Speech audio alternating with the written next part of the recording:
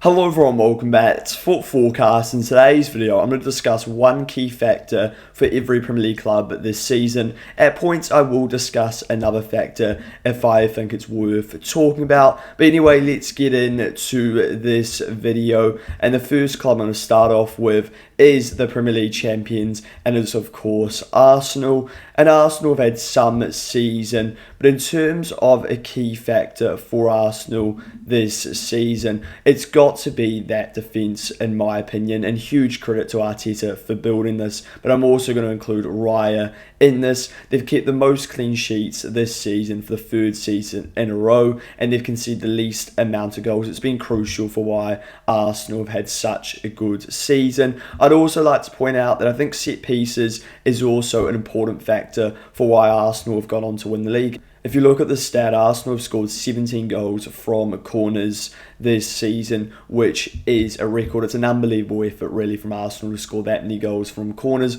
But I still think the defence is probably more important than the ability to score from set pieces. And a lot of those defenders contributed from those set pieces, finding ways to score from them, especially players like Gabriel, Timber, Saliba. They've been crucial for Arsenal in terms of scoring goals from set pieces. Then I'm on to Aston Villa, and it's just got to be Unai Emery as the key factor. He's done an incredible job, really, despite a terrible transfer window and terrible start to the season. He's still found a way to win the Europa League and finish top four in the Champions League. Quite remarkable, really. Then I'm on to Bournemouth, and it's just got to be Andoni Iraola for Bournemouth. They finished 6th place, which is absolutely incredible, and he deserves huge credit for this, obviously in his last season for Bournemouth. And Iraola's ability to improve players is incredible. At the start of the season, Bournemouth lost Kirkes, Atara, Zabarnyi and Huijsen. But what Iraola's done is just basically improve the whole of the players, and it hasn't made a difference. In fact, they've improved. If you look at the two centre-halves, Zabarnyi and Huijsen, which were key players for Iraola last season, what he did is he just brought in Senesi and Hill to the first team. And you've barely noticed the fact that Zabarnyi and Huijsen have been missing, which is just incredible, really, to be able to do that so seamlessly. Not a lot of managers could do that in the world. But it's also Bournemouth's ability to recruit, which deserves massive credit. Bringing players like Ryan and Truffaut and Krupi, that sort of recruitment is so important for Bournemouth, and it really is a difference maker between them and the other Premier League sides, because Bournemouth just aren't a big side in the Premier League compared to others. The other thing you have to note about Bournemouth is their run of form, which Iraola deserves massive credit for. They haven't lost in their last 18 Premier League games, which is a record for Bournemouth, and it's a crucial reason why they finished in the Europa League. So overall, my biggest factor is Iraola, but there's also a whole lot of other factors which have contributed towards a brilliant season for Bournemouth. Then I'm on to Brentford, and look, you could look at Keith Andrews, who's done a really good job of Brentford this season, but I'm just going to go with how well Brentford are run as a club. In the summer, they made sales like Norgard, Wissa and Mbeumo, and also Brentford lost Thomas Frank. And I think everyone would expect Brentford to go in and try hire a top manager from another club. But what they did is they just hired from within, appointing Keith Andrews as manager. And I think another thing that just shows how well run of a club Brentford are is this striker graphic. If you look at this, what happened to Brentford, right, is that they sold Ollie Watkins, then they brought in Ivan Toney, then later they brought in Wissa and Brian Mbeumo. And then they bought Igor Thiago, who's been able to replace Wissa and Brian Mbeumo, despite them being massive losses for Brentford. It's unbelievable business, really. And it shows the importance and the effectiveness of a Moneyball system, which Brentford have. Another factor to consider is Brentford's disappointing end to the season, but I think I'm going to focus on the positives because it's been a great season for Brentford. But in saying this, they only took 9 points from their last 9 games, which isn't really good enough, and it is the reason why they missed out on Europe, which they will be disappointed with, despite it being a good season. Then I'm on to Brighton. I think Brighton's a bit of a strange one, because Europe is great for Brighton, finishing in 8th place, meaning they'll be in the Conference League next season. But I really think Brighton could have finished higher up on the table, but their form just wasn't consistent throughout the season. And where Brighton's form was so bad was during the festive period, which is just such a crucial time of the season because you play so many fixtures, and this isn't unusual under Hertzler. Hertzler's now been Brighton manager for 2 seasons, and he's managed 13 games during this sort of December period.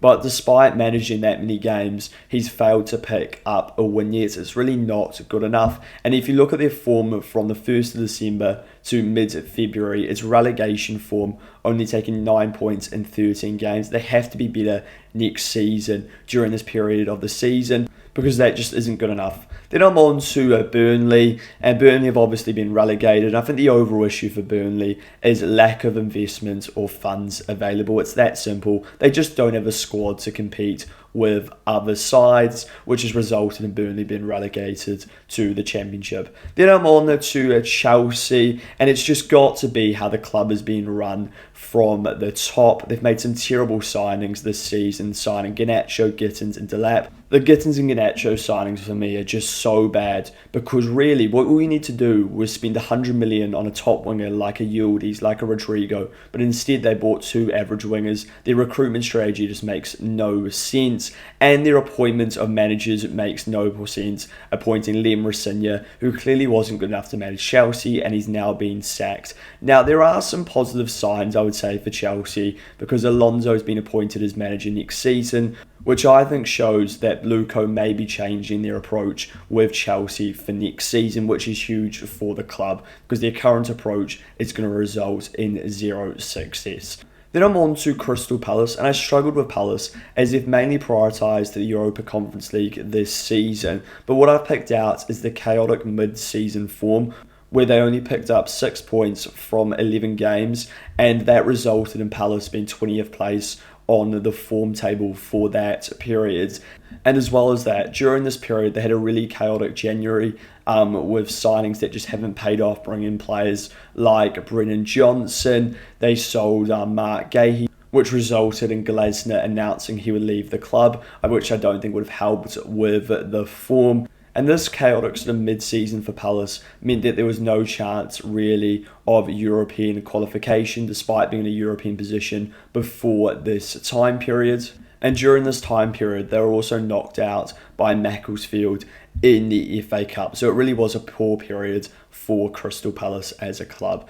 So then on to Everton, and I've highlighted their poor finish to the season in the run-in, and this resulted in Everton not finishing in Europe. They picked up 0 wins in their last 7 games after the international break. It just isn't good enough. As well as this, I looked at the disparity between their home and away form. If you look at this, Everton on the home table are ranked 14th place, but then on the away table, they are ranked 7th place. That's just not good enough for Everton. I would have expected them to be a better side at home and struggle away, but maybe that's due to the change in stadium. If Everton can turn around that home form next season, then they could easily finish in a European place. If I had to pick out the most important factor for this season, I would say their finish to the season, because if Everton put a decent push in at the end, they could have easily finished in a European position. All they needed was a couple of wins, but they failed to pick this up. So then on to the next club, and it is Fulham.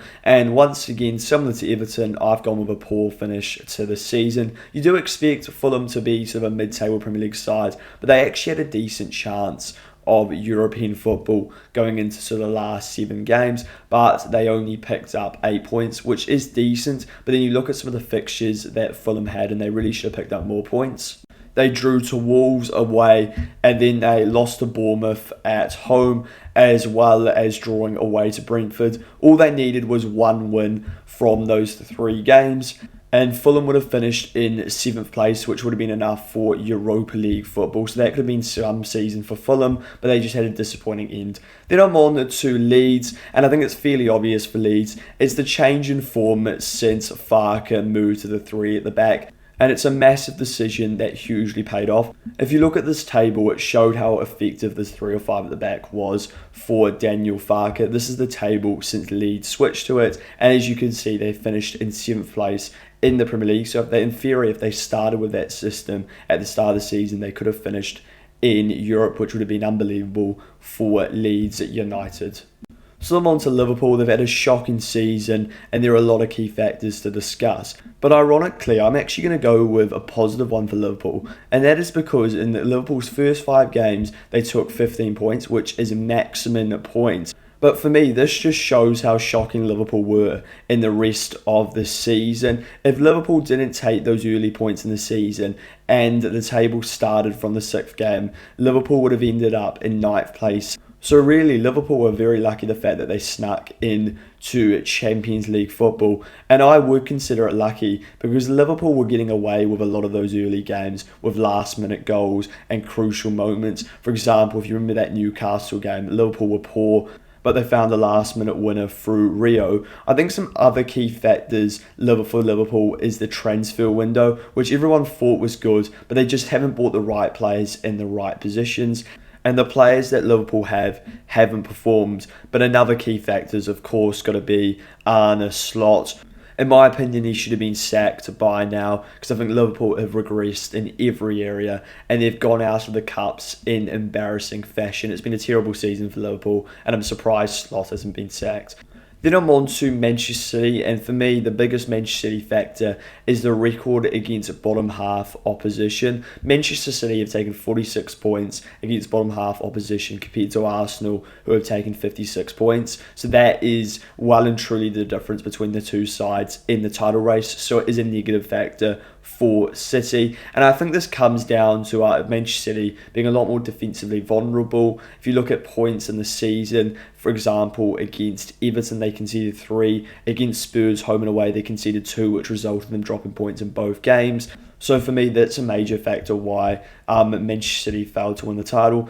Then I'm on to Man United, and it's fairly easy. It's the sacking of Ruben Amorim, and it's the appointment of Michael Carrick. In the Premier League, Carrick has taken more points in 14 games than Amorim did in 30. And this doesn't include Carrick's last 3 games where he picked up 7 points. And it's an embarrassing record, really, for Ruben Amorim. And it just has to be the main factor for Manchester United this season. Then I'm on to Newcastle United, and I've got 2 factors to discuss. The first one is the chaotic summer, which resulted in a terrible transfer window, bringing in players like Wissa and Elanga, as well as Voltemata, who just haven't performed at the level. But the one I've decided to go with is dropping points from winning positions. They've done it the most in the league, dropping 27 points. It's just not good enough. You can't be that nervy when you go 1-0 down. It's really not good enough for a side like Newcastle, who in the past you would trust to defend the lead. This season you can't trust it at all.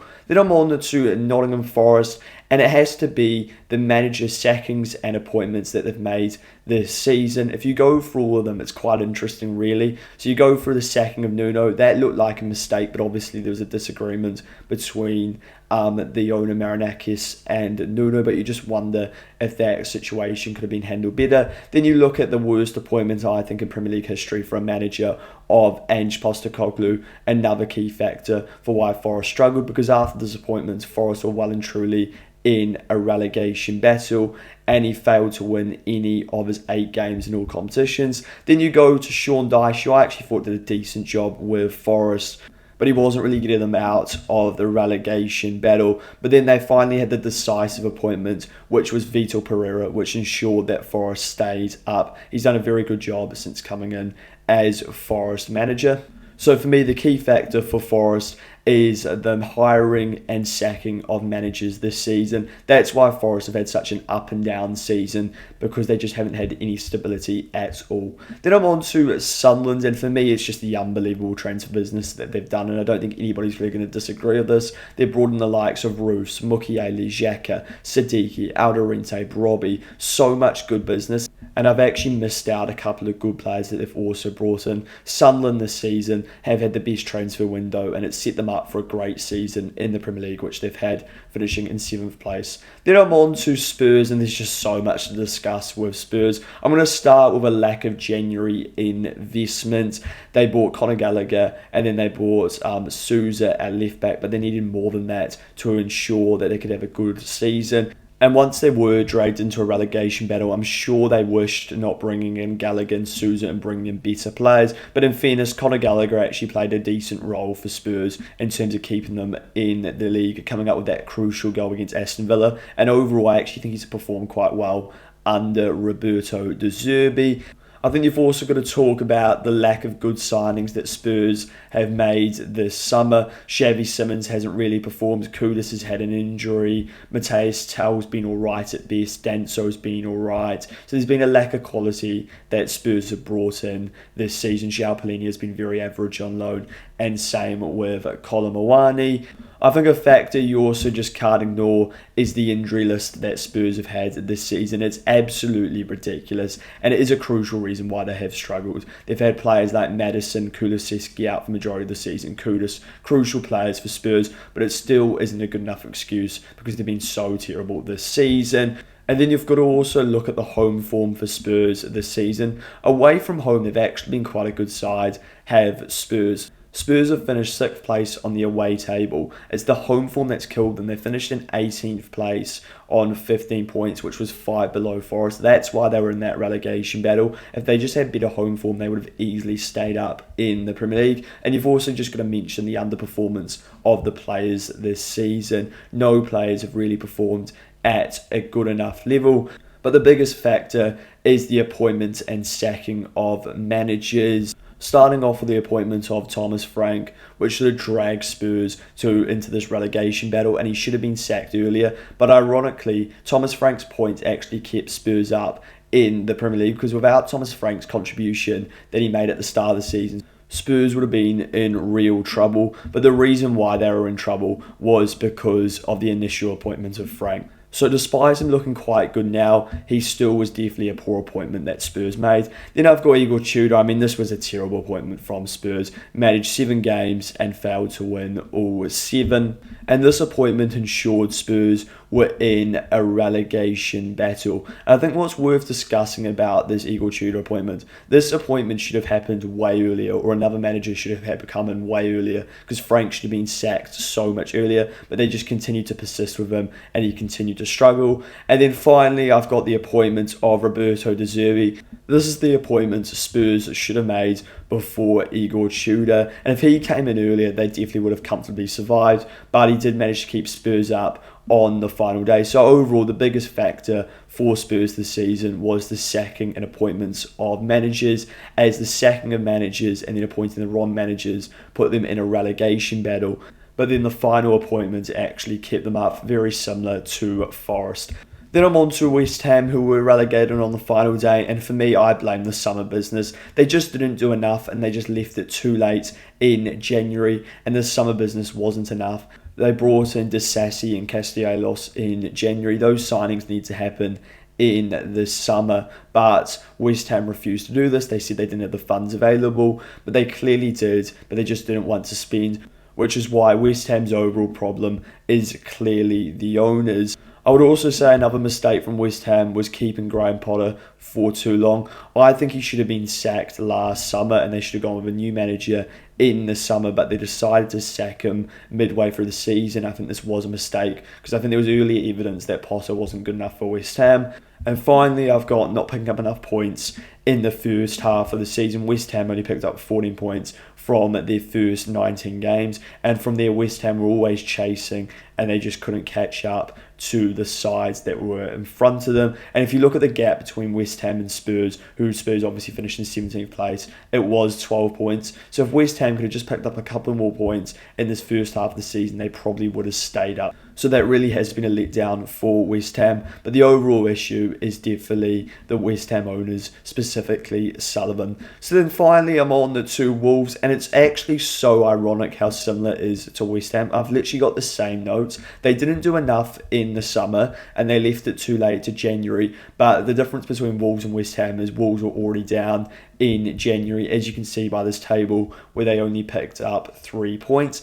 You could maybe say another factor was keeping Pereira too long, as he did stay for 10 Prem games despite a winless run. But I think they could have had any manager in this Wolves side. They still would have gone down, because the Wolves squad is just that crap. So for me, Wolves' overall issue is the owners, because they didn't invest enough in the summer, which resulted in them going down. And this isn't just sort of a one-off. Wolves have previously done this, but January has sort of saved them. But January couldn't save Wolves this time, because they were so far in the relegation zone with only 3 points in their first 19 games. So that is the end of this video. Please let me know your thoughts on this. Which factors do you disagree with? Which factors do you agree with? And if you enjoy this video, it'd be great if you could subscribe to the YouTube channel as well as liking the video.